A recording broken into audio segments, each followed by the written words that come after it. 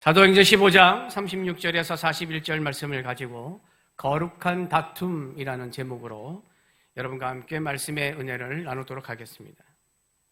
요즘은 이제 여름 휴가철이다 보니까 사람들이 여행 계획을 많이 세웁니다. 그런데 친한 친구와 해외여행을 하더라도 돌아올 때는 따로 귀국하는 경우가 있다고 합니다. 떠나기 전에는 우리 잊지 못할 추억을 만들자, 우리 우정 변치 말자라고 하면서 비행기에 오릅니다. 그러나 낯선 외국 땅에 도착하는 순간 예상치 못한 일이 벌어집니다. 한 친구는 여기 해외까지 왔으니, 멀리까지 왔으니 부지런히 하나라도 더 봐야 한다고 주장을 하면서 빡빡한 스케줄로 여행을 합니다. 그러나 다른 친구는 여행은 쉬러 온 거니까 느긋하게 시간을 보내야 한다고 주장하면서 여유 있는 여행을 하려고 합니다. 의견 차이가 생기는 것입니다. 그러다가 더위와 피로가 밀려오면 늘 들어왔던 상대방의 말투 하나에도 상처를 입습니다.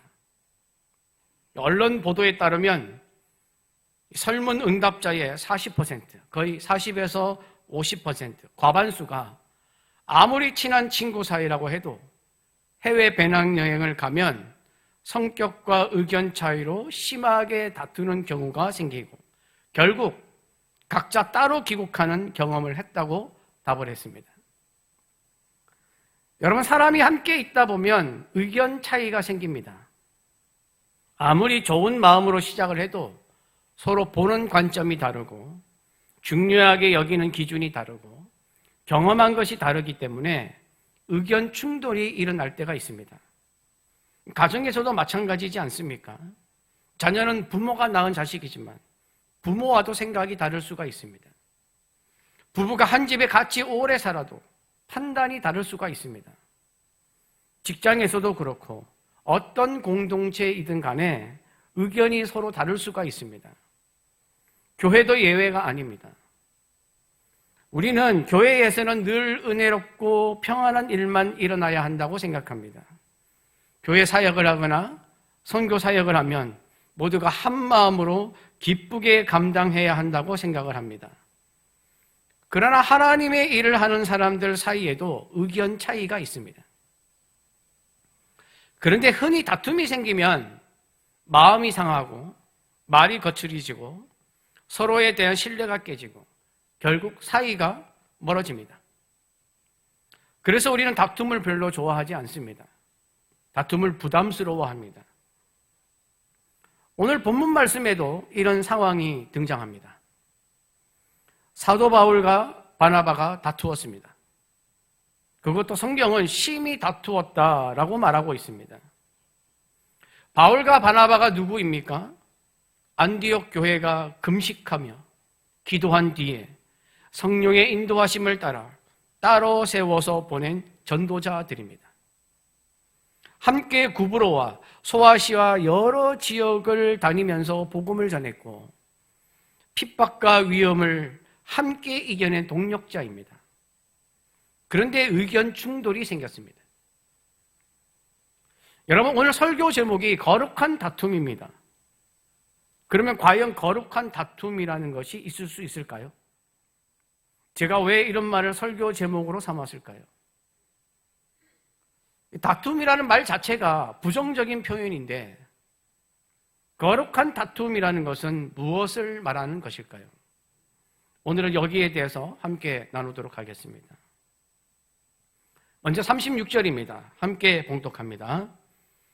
며칠 후에 바울이 바나바더러 말하되 우리가 주의 말씀을 전한 각 성으로 다시 가서 형제들이 어떠한가 방문하자 하고, 이 말씀이 무슨 뜻인가 하면 지난주에 함께 나누었던 사도행전 13장 1절에서 3절 말씀에서 안디옥 교회는 바울과 바나바를 따로 세워서 선교 여행을 보냈습니다.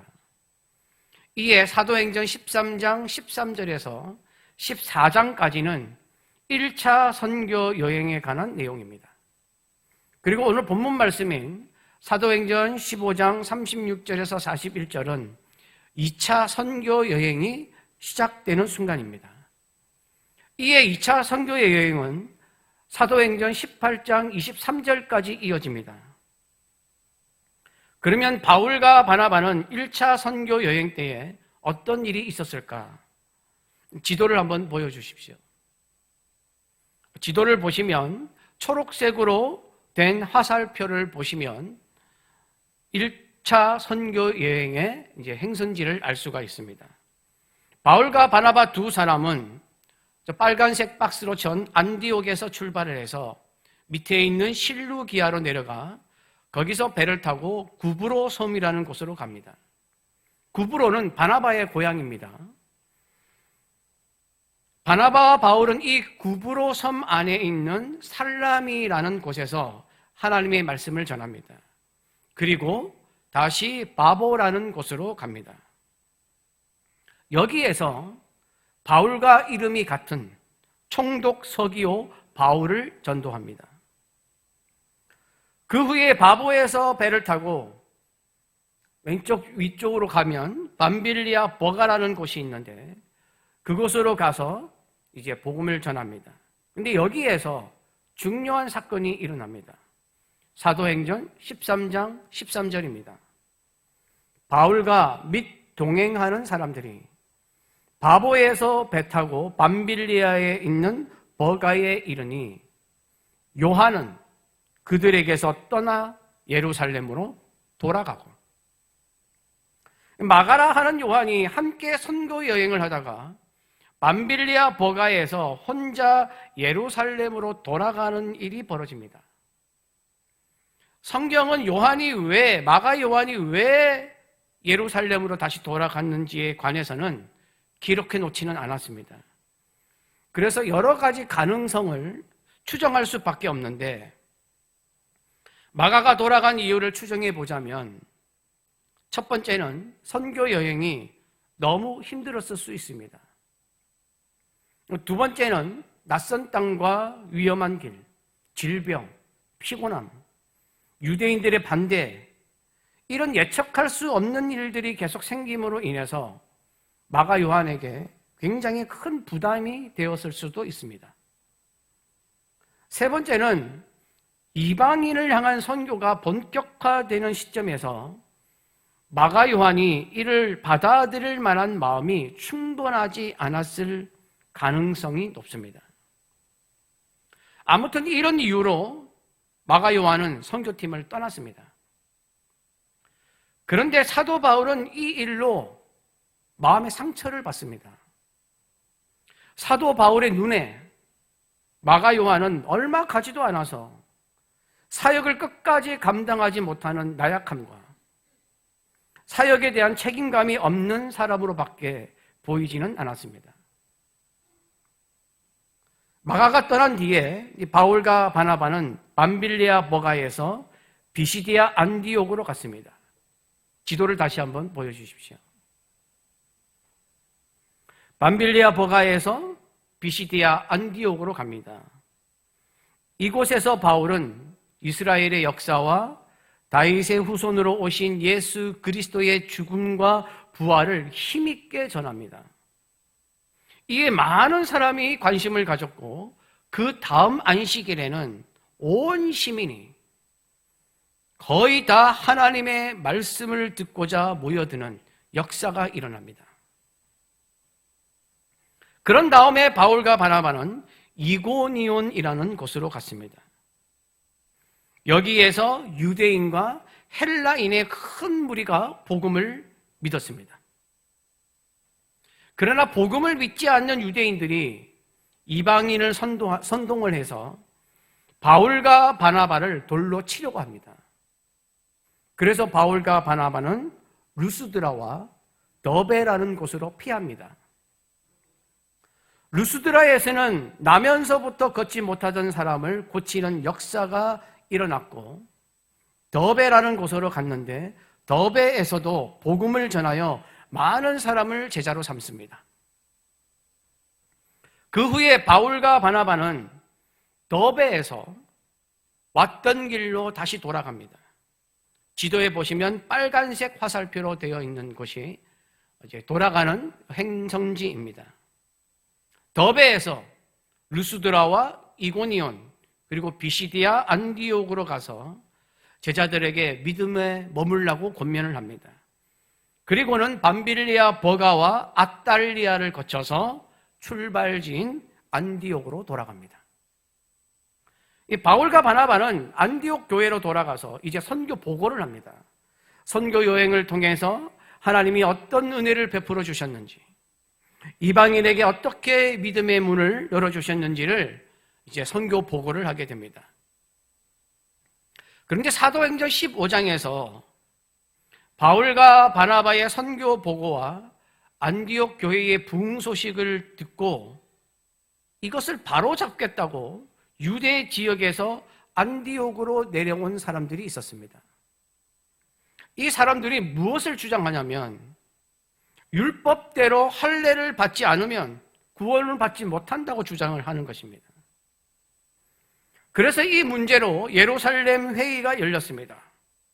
그리고 결국에는 베드로와 야고보의 변론과 바울과 바나바가 겪었던 하나님의 역사를 통해서 이방인도 할례와 상관없이 복음으로 구원받을 수 있다고 결정을 내립니다. 이런 일이 있고 난 뒤에 오늘 본문 말씀에서 바울은 바나바에게 저 지도에서 쭉 돌아다닌 저 행선지, 저 지역에서 예수님을 믿게 된 사람들이 어떻게 신앙생활을 하고 있는지 방문해 보자고 제안을 합니다. 바울은 전도를 받은 사람들이 복음 안에서 믿음 생활을 잘 하고 있는지 확인하고 싶었습니다. 그런데 문제는 밤빌리아 버가에서 선교팀에서 이탈하여 예루살렘으로 돌아간 마가 요한이었습니다. 37절, 38절 말씀입니다. 함께 봉독합니다. 바나바는 마가라 하는 요한도 데리고 가고자 하나 바울은 밤빌리아에서 자기들을 떠나 함께 일하러 가지 아니한 자를 데리고 가는 것이 옳지 않다 하여. 바나바는 마가라 하는 요한도 함께 데리고 가자고 말합니다. 그러나 마가 요한의 이탈을 보면서 마음의 상처를 받고 마가 요한을 사역에 대한 나약함 그리고 책임감이 없는 사람으로 단정했던 바울은 마가 요한을 데리고 가는 것은 옳지 않다고 여겼습니다.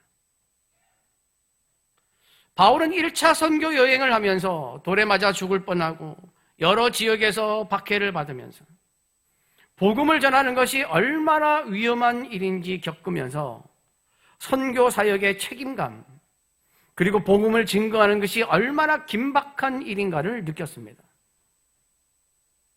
그래서 선교 사역에 동참하는 사람들은 끝까지 함께하는 신뢰가 가장 우선이라고 생각했습니다. 그런데 동력자들을 버리고 중간에 떠나버린 사람을 다시 데리고 가는 것은 선교팀 전체의 분위기를 흐트러뜨릴 수 있다고 판단했습니다. 반면에 바나바는 사람을 세우려고 했습니다.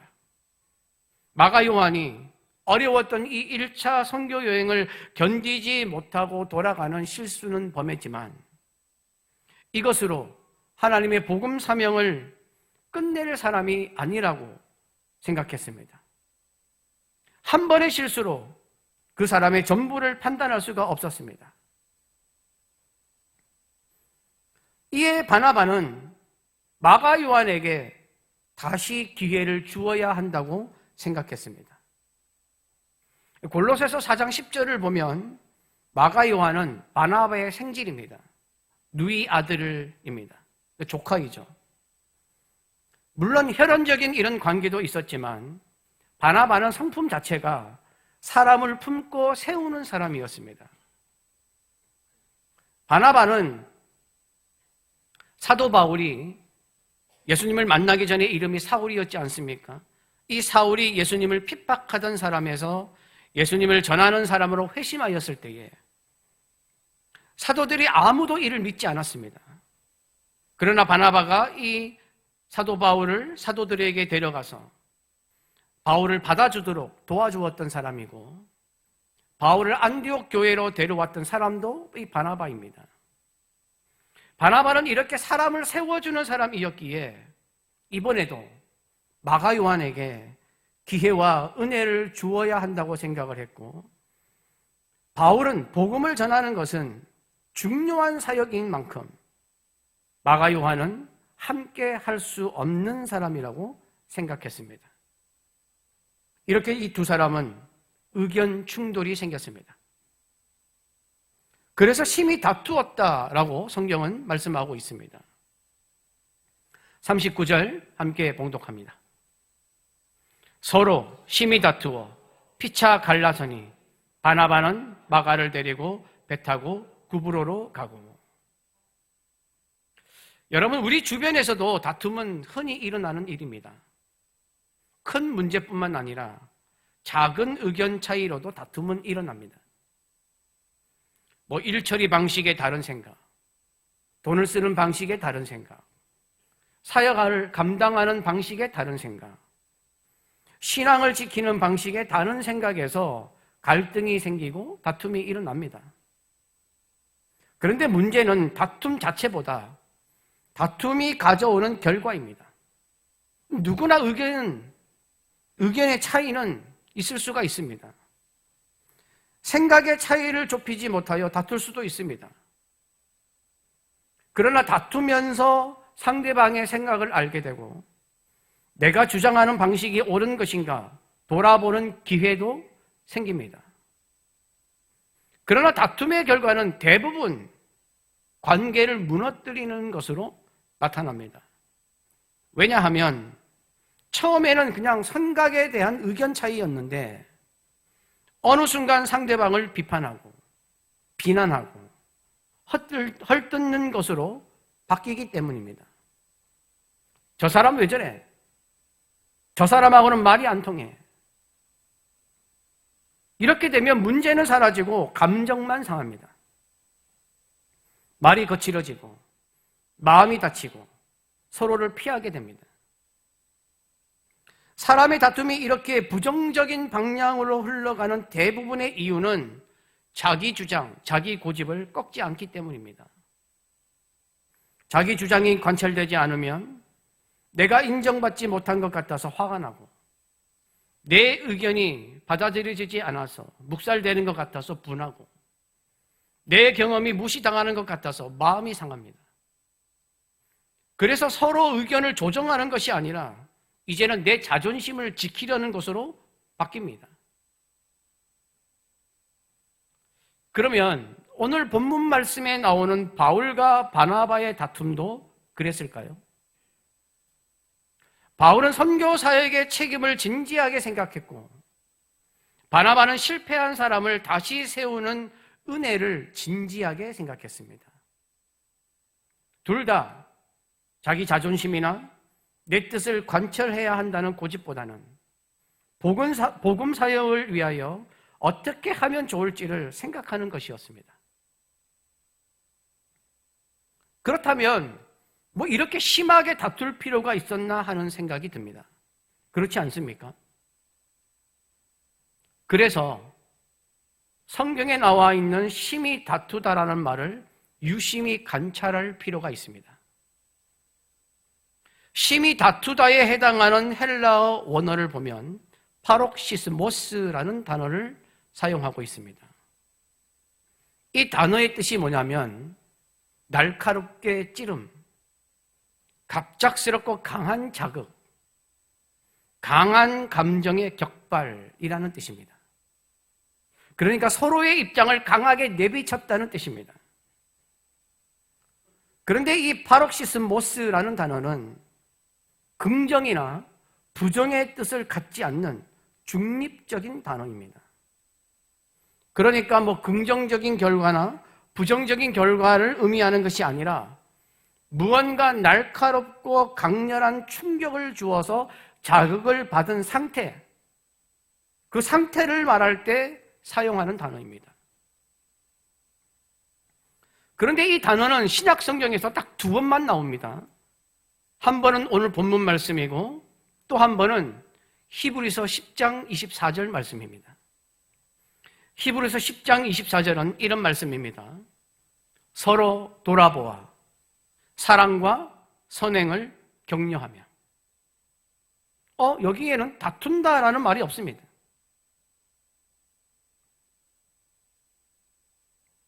파록시스모스라는 단어가 히브리서 10장 24절에는 격려하며라고 번역되어 있습니다. 뜻이 너무 다르지 않습니까? 그러니까 히브리서 10장 24절에서는 사랑과 선행을 위해서 서로를 강하게 자극하라, 즉 격려하라라는 뜻으로 사용하고 있습니다. 그렇다면 왜 오늘 본문 말씀인 사도행전 15장 39절에서는 바울과 바나바의 다툼을 의미하는 것으로 이 단어를 사용하였을까요?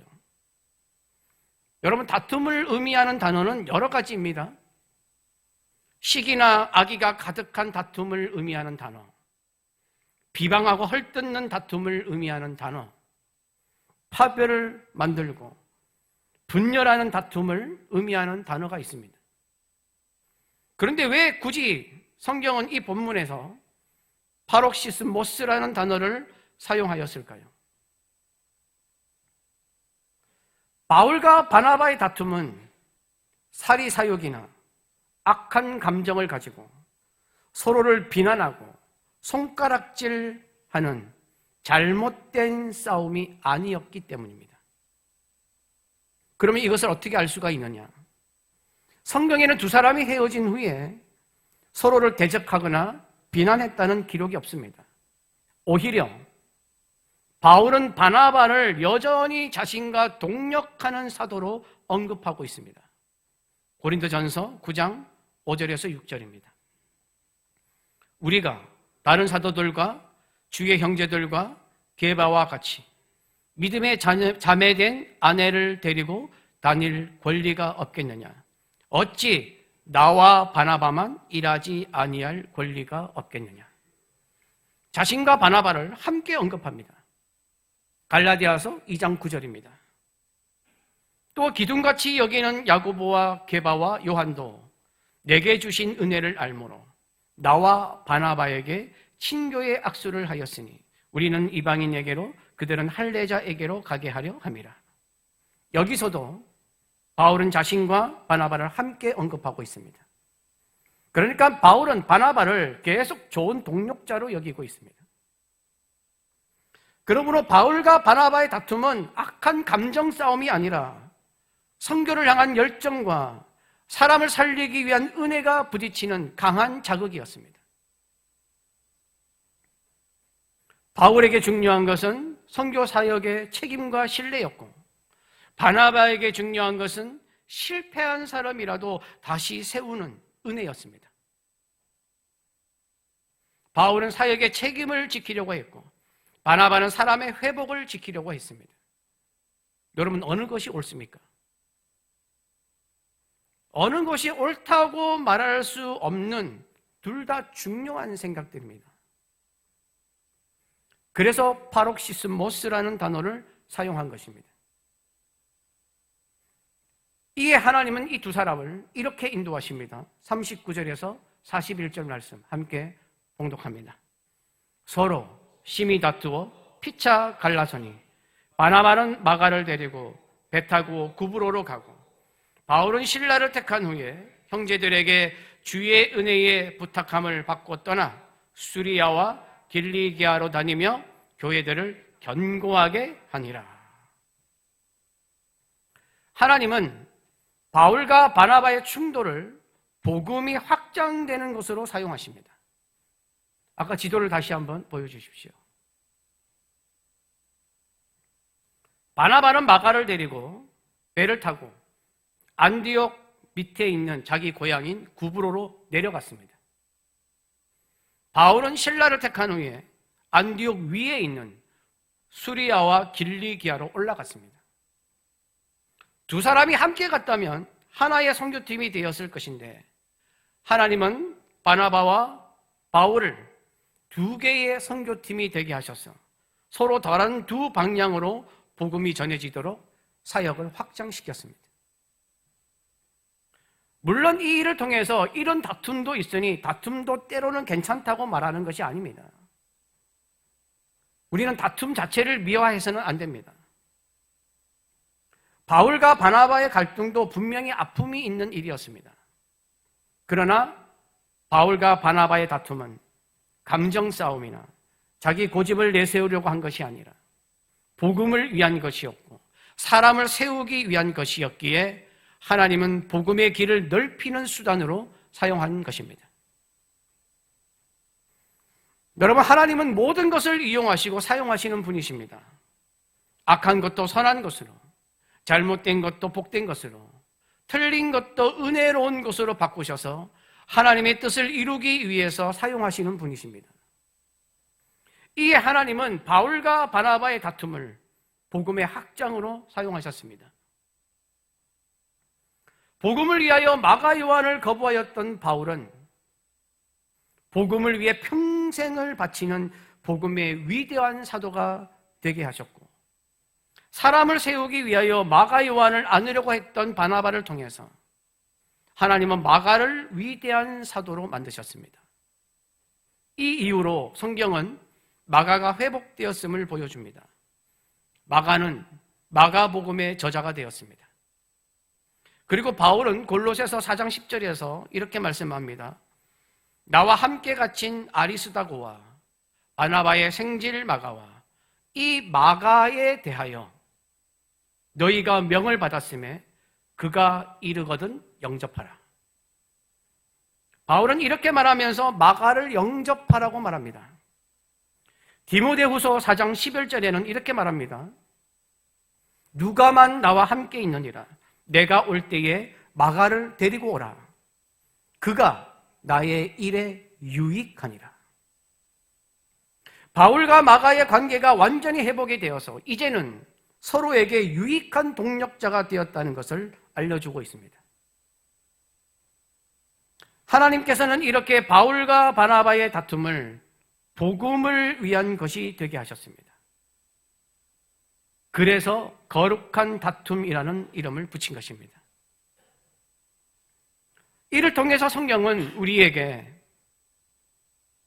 복음 사역의 책임을 가볍게 여기지 말라는 메시지와 실패한 사람이라도 쉽게 포기하지 말고 다시 하나님의 일을 감당하는 자로 세우라는 메시지를 함께 주고 있습니다.